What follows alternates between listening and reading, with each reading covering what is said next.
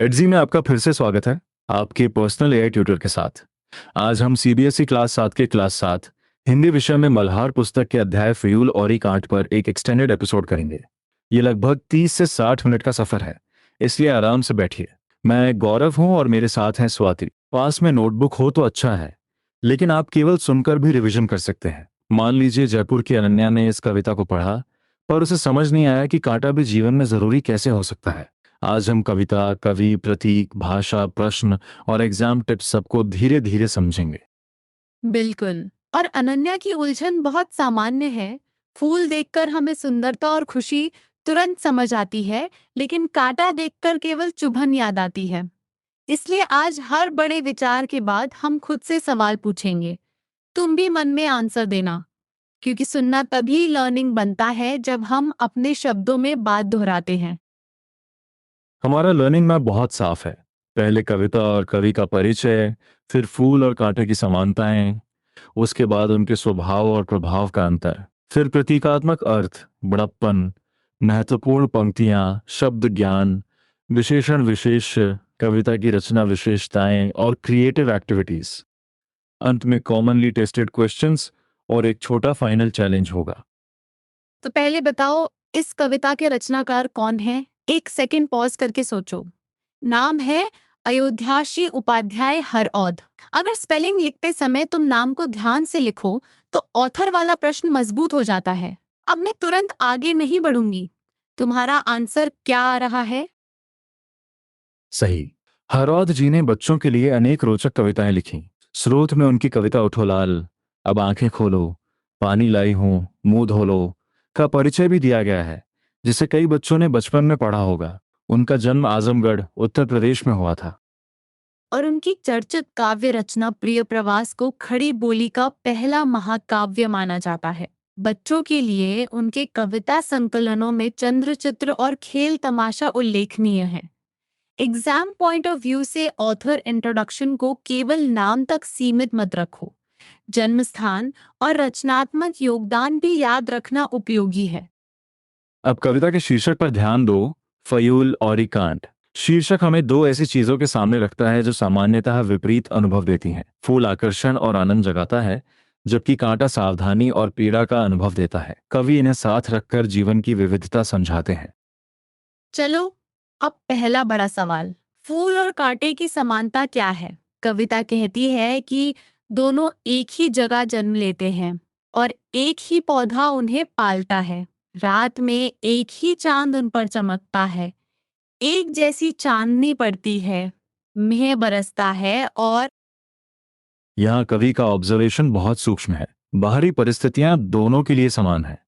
पौधा एक है, देखभाल एक है, चांदनी एक है, वर्षा एक है और हवा भी एक जैसी है।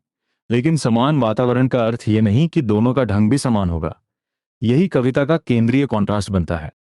एक सेकंड पॉज करके सोचो। यदि दो चीजों को समान रोशनी, पानी और हवा मिले, तो क्या उनका प्रभाव भी अपने आप समान हो जाएगा? नहीं।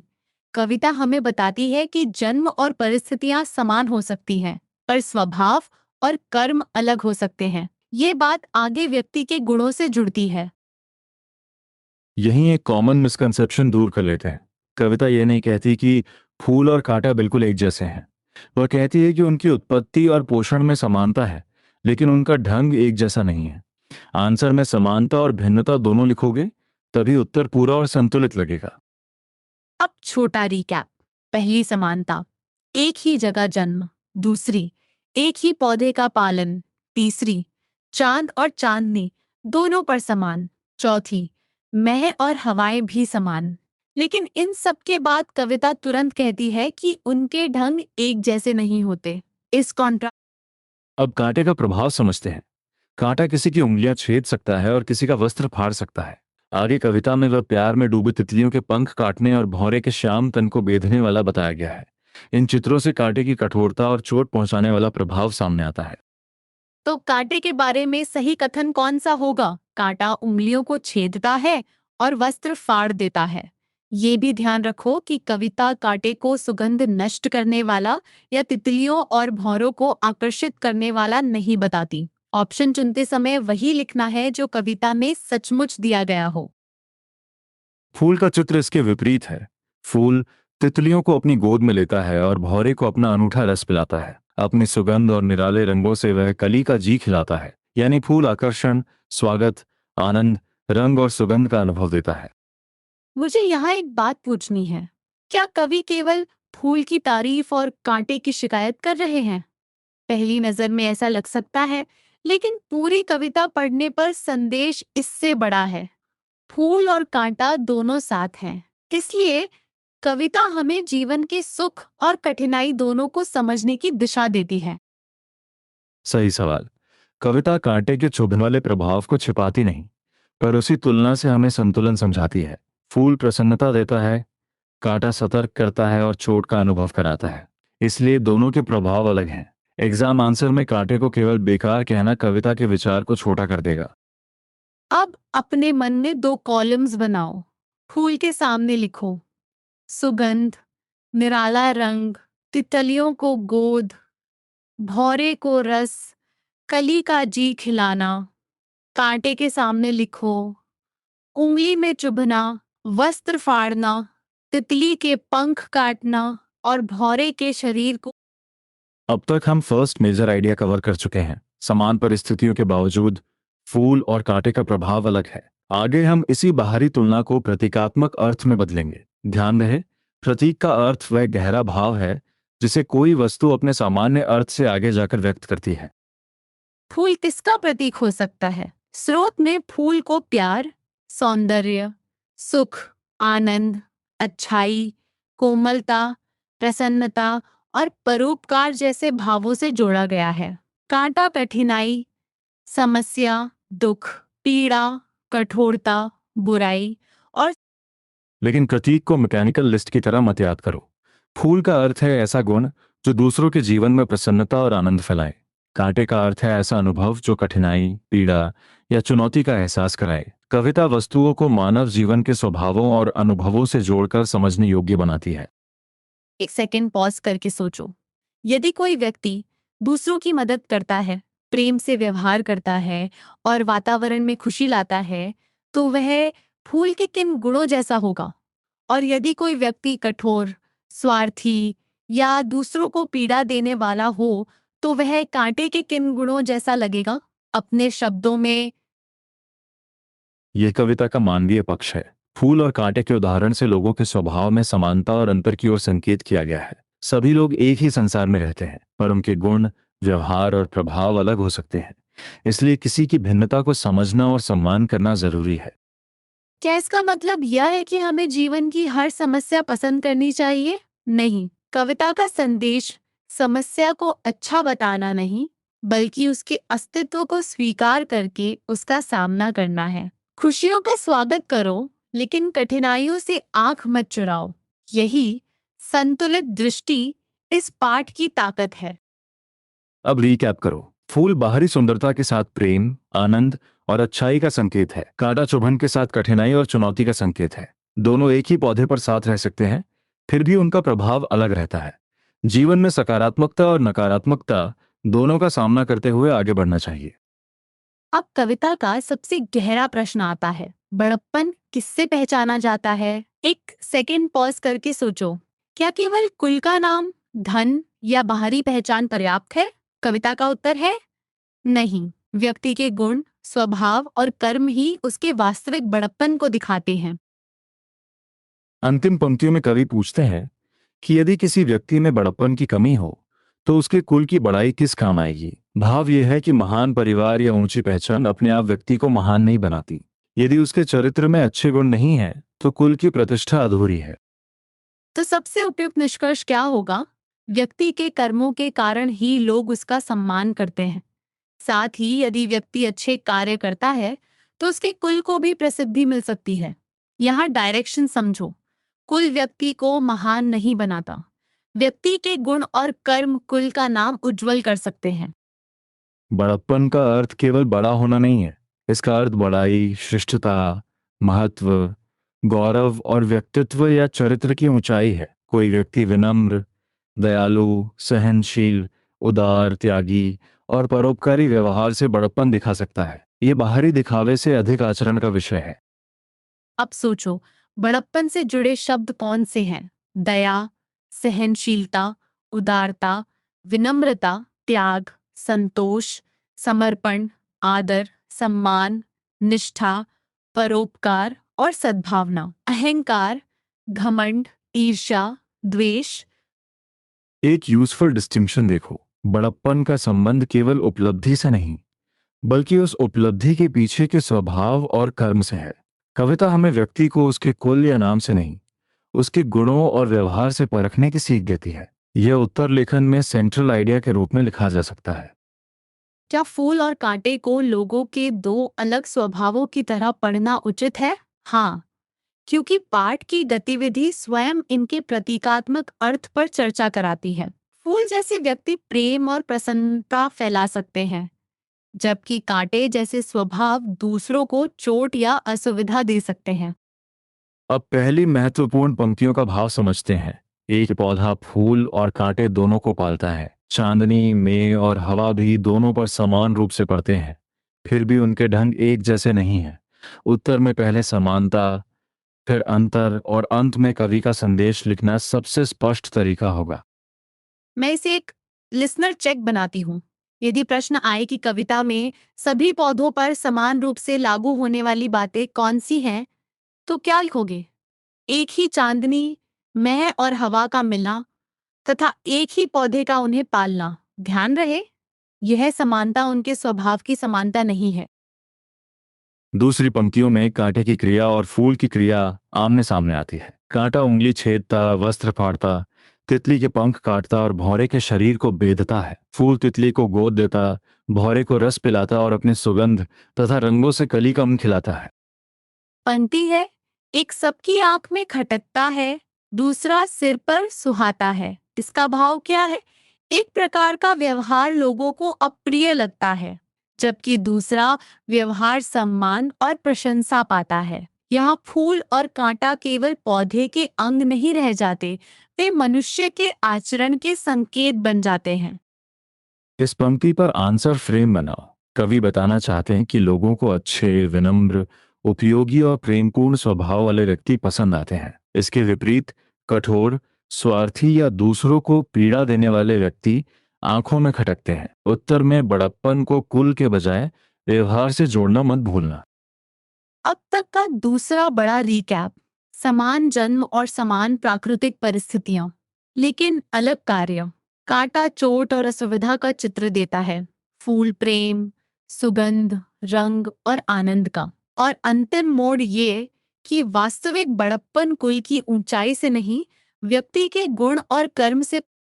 अब भाषा की ओर आते हैं। बड़प्पन शब्द बड़ा और पन से बना है।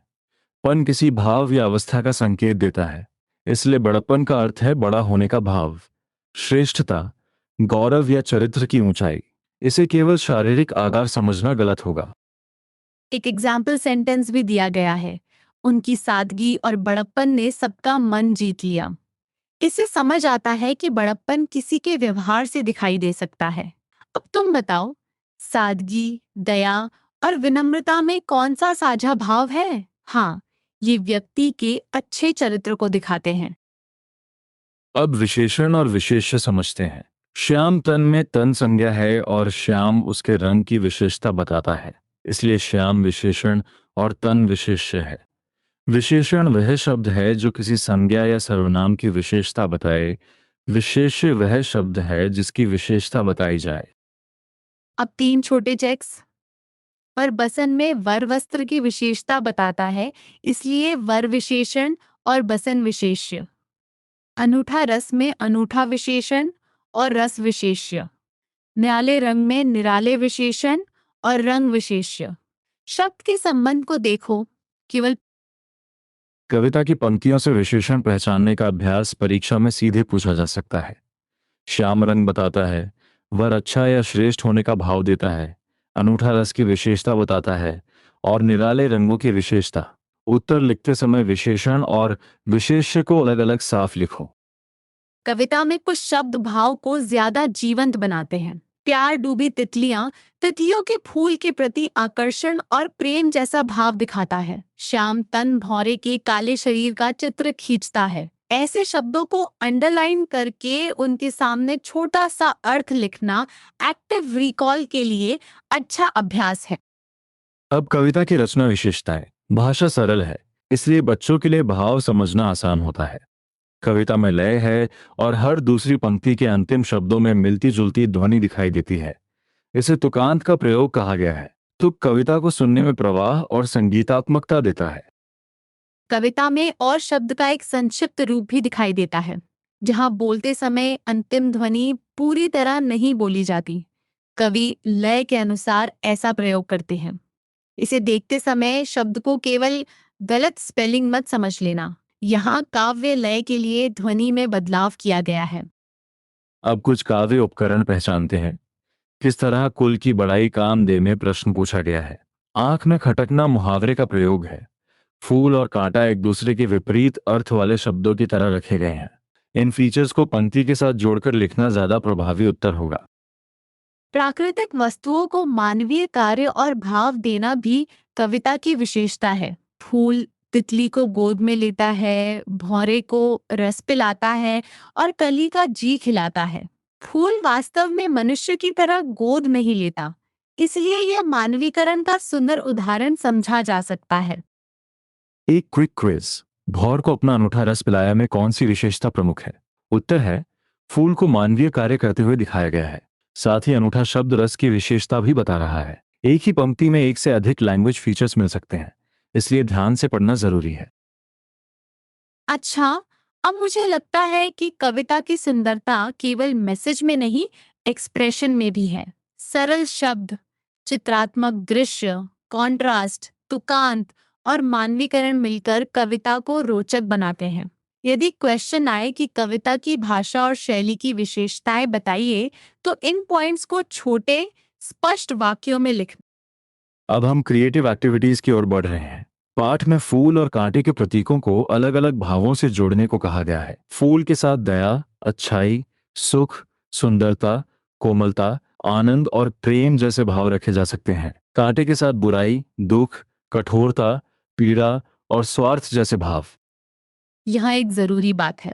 एक्टिविटी में अपने उदाहरण लिखते समय वे कविता के मुख्य विचार से जुड़े होने चाहिए, जैसे सुख और दुख, खट्टा और मीठा, शांत और क्रोधी या काला और सफेद। इन उदाहरणों का उद्देश्य यह दिखाना है कि विपरीत चीजें साथ मौजूद हो सकती हैं। कल्पना कीजिए कि चांदनी, हवा और मेघ केवल एक पौधे पर बरसते हैं, तब दूसरे पौधे इन प्राकृतिक सहायताओं से वंचित रहेंगे और उनके जीवन पर प्रभाव पड़ेगा। यह गतिविधि हमें समान परिस्थितियों के महत्व पर सोचने को कहती है। यहाँ उत्तर में कल्पना के साथ कारण भी देना चाहिए। अब सवाल, यदि सभी पौधे एक जैसे होते तो दुनिया कैसी लगती? अपनी कल्पना से लिखो, लेकिन कविता के विचार से जुड़े रहो। विविधता कम हो जाती और अलग अलग रूप, रंग और अनुभवों की सुंदरता घट जाती। पाठ हमें संकेत देता है कि भिन्नता दुनिया को अधिक सुंदर बनाती है। यदि कांटे न होते और हर पौधा केवल फूलों से भरा होता, तो जीवन में सावधानी और कठिनाई के प्रतीक का अनुभव नहीं होता। कविता के संदेश के अनुसार सुख के साथ समस्याओं का सामना करना भी जरूरी है। इसलिए उत्तर में केवल ये मत लिखना कि दुनिया सुंदर होती, संतुलन की कमी भी बतानी है। एक मजेदार कल्पना करो। यदि तितली कांटे से मित्रता करना चाहे, तो वह कह सकती है कि तुम्हारी चुभन से मुझे सावधान रहना सीखना है। कांटा उत्तर दे सकता है कि मेरा स्वभाव कठोर है, फिर भी मैं तुम्हें जीवन की कठिनाइयों का संकेत देता हूँ। यह संवाद कविता के गुणों और योगदान पर आधारित होना चाहिए। यदि तुम्हें फूल या कांटे में से किसी एक के गुण चुनने हो, तो कारण सहित उत्तर दो। फूल के गुण चुनकर प्रेम, सुगंध, आनंद और परोपकार लिख सकते हो। कांटे के गुणों में कठिनाइयों का सामना करने और सावधानी का भाव रख सकते हो। सबसे मजबूत उत्तर वह होगा जो केवल चुनाव नहीं, उसका रीजन भी दे। अब एक नेचुरल एडजी मोमेंट। अगर तुम्हें एग्जैक्ट डाउट हो कि किसी पंक्ति में कौन सा प्रतीक या काव्य विशेषता है, तो एडजी के एआई ट्यूटर से स्टेप बाय स्टेप सवाल पूछकर अपना एक्सप्लेनेशन बनाओ। सीधे आंसर कॉपी करने के बजाय पहले अपना अनुमान लिखो, फिर उसे जांचो। यही एक्टिव रिकॉल है।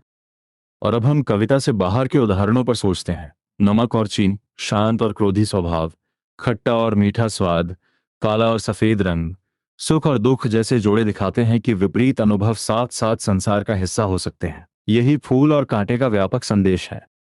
कविता में कांटे को किसी ऐसी समस्या से जोड़कर लिखने को भी कहा गया है जिसे तुम कांटे जैसा महसूस करते हो। उत्तर में समस्या बताओ, उसका प्रभाव बताओ और फिर समाधान सुझाओ।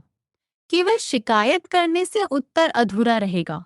कविता हमें कठिनाई को पहचानने के साथ उसका सामना करने की प्रेरणा भी देती है।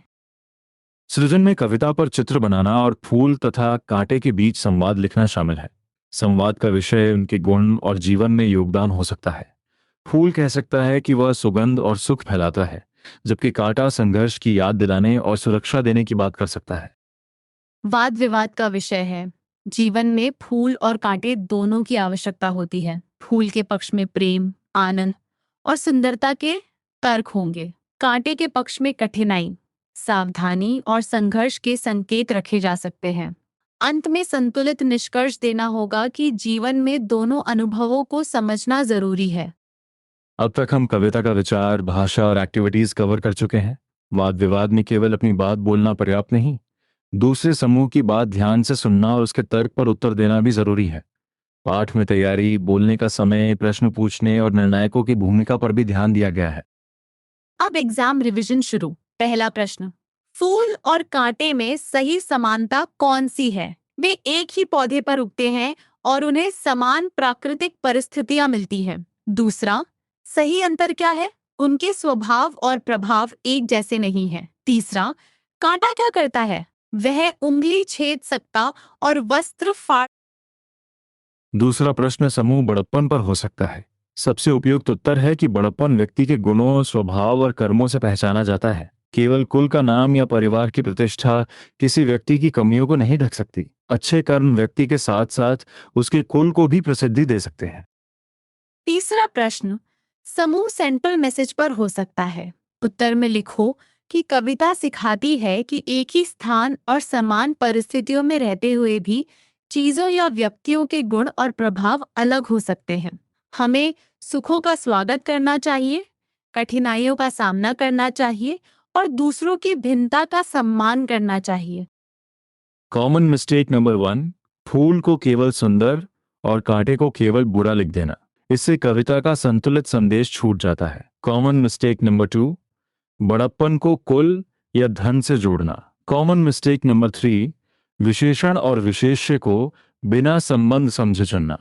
हर उत्तर को पंक्ति के अर्थ से जोड़ो। एक अंतिम एक्टिव रिकॉल चेक। कवि का नाम, जन्म स्थान, फूल के 2 प्रतीकात्मक अर्थ, कांटे के 2 प्रतीकात्मक अर्थ, बड़प्पन का आधार और 2 काव्य विशेषताएं मन में बोलो। अगर इनमें से कोई आंसर अटक रहा है तो नोटबुक में कीवर्ड लिखकर बिना देखे फिर। अब एक मॉडल आंसर का ढांचा याद रखो। शुरुआत में कविता का मुख्य विषय, बीच में फूल और कांटे की समानता तथा भिन्नता, फिर प्रतीकात्मक अर्थ और अंत में जीवन संदेश। यदि प्रश्न पंक्ति आधारित हो तो पहले सरल भावार्थ लिखो, फिर उससे जुड़ा निष्कर्ष। इससे उत्तर क्रमबद्ध और स्पष्ट बनेगा। आज की सबसे महत्वपूर्ण बातों का रिकैप करते हैं। फूल और कांटा एक ही पौधे से जन्म लेते हैं और उन्हें एक जैसी चांदनी में और हवा मिलती है। फिर भी उनका स्वभाव और प्रभाव अलग है। फूल प्रेम, सौंदर्य, सुगंध, आनंद और अच्छाई का प्रतीक है।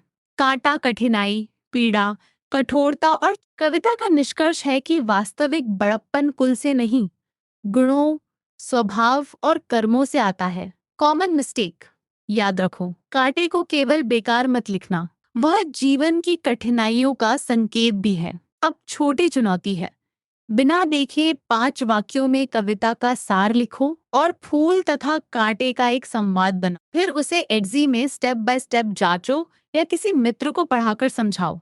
बहुत अच्छा किया। आराम से रिवीजन करते रहो और अगली पढ़ाई में फिर मिलेंगे।